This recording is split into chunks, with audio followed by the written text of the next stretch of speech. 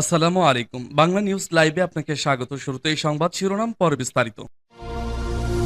জানিয়ে দিব এই মুহূর্তে পাওয়া আমাদের হাতে থাকা সর্বশেষ গুরুত্বপূর্ণ আপডেট। আন্তর্জাতিক সংবাদ, রাশিয়ার 500 ম্যানপেটস মিসাইল এবার ইরানের কাছে। পুতিন মাঠে নামতেই বদলে গেল খেলা। জানিয়ে দিব এ বিষয়ে বিস্তারিত সংবাদে। এরপর জানিয়ে দেব এবার জর্ডান ও সৌদি ঘাঁটিতে যুদ্ধ বিমান মোতায়েন যুক্তরাষ্ট্রের। ইরানে হামলা কি আসন্ন?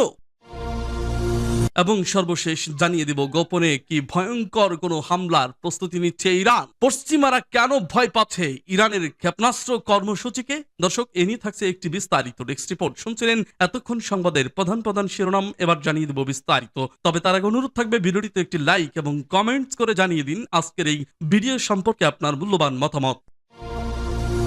মুসলিম দেশ ইরানের বিপদে বন্ধু খামেনির মাথার উপর নিরাপত্তার ছাতা ধরেছে রাশিয়া। কারি অর্থ, শক্তিশালী আকাশ প্রতিরক্ষা ব্যবস্থা সহ যাবতীয় সামরিক শক্তি দিয়ে খামেনিকে বুকে জড়িয়ে রেখেছেন পুতিন। পশ্চিমা চাপ, যুদ্ধের হুমকি আর আঞ্চলিক অস্থিরতার মাঝেই রাশিয়া যেন পূর্ণ শক্তি নিয়ে ঢাল হয়ে দাঁড়িয়েছে তেহরানের পাশে। কেবল কূটনৈতিক সমর্থন নয়, আসছে শত শত আধুনিক আকাশ প্রতিরক্ষা ব্যবস্থা, হাজারো ক্ষেপণাস্ত্র, মিলিয়ন মিলিয়ন ডলারের সামরিক সহায়তা। বার্তাটা স্পষ্ট, ইরানকে চাপে ফেলতে চাইলে শত্রুকে খতম করবে রাশিয়া। অর্থ থেকে অস্ত্র, প্রযুক্তি থেকে কৌশল, সব দিকেই জোরালো সমর্থন। প্রশ্ন এখন, এই জোট কি কেবল প্রতিরক্ষা জোরদার নাকি বদলে দেবে মধ্যপ্রাচ্যের শক্তির সমীকরণ?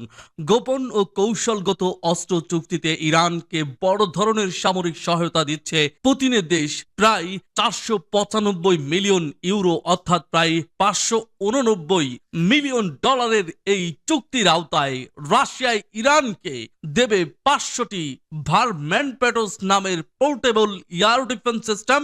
একে রাশিয়ার অন্যতম আধুনিক পোর্টেবল এয়ার ডিফেন্স প্রযুক্তি হিসেবে ধরা হয়। এর উন্নত ইনফ্রারেড শিকার ও প্রতিরোধ ক্ষমতা এটিকে আগের প্রজন্মের চেয়ে অনেক বেশি কার্যকর করে তুলেছে। এছাড়াও 2500টি 9mm36 ক্ষেপণাস্ত্র দেবে মস্কো। নিম্ন উচ্চতায় উঠতে থাকা যুদ্ধ বিমান, ড্রোন ও ক্রুজ মিসাইল প্রতিহত করতে সক্ষম এই সিস্টেমগুলো, যা ছোট এবং দ্রুত মোতায়েনযোগ্য, তবে যুদ্ধক্ষেত্রে কার্যকর ও বড় পার্থক্য গড়ে দিতে পারে। 2025 সালে হওয়া এই চুক্তি অনুযায়ী 2027 থেকে 2029 সালের মধ্যে 3 ধাপে ইরানে পৌঁছাবে এই অস্ত্র সামগ্রী। তবে কিছু সরঞ্জাম ইতিমধ্যেই সরবরাহ করা হয়েছে বলে দাবি করেছে ইরানের সামরিক সূত্র। ডিফেন্স সিকিউরিটি এশিয়ার প্রতিবেদনে বলা হয়েছে, গত বছর ইসরায়েল আমেরিকার হামলায় ক্ষতিগ্রস্ত হয়েছিল ইরানের আকাশ প্রতিরক্ষা অবকাঠামোর বড় অংশ।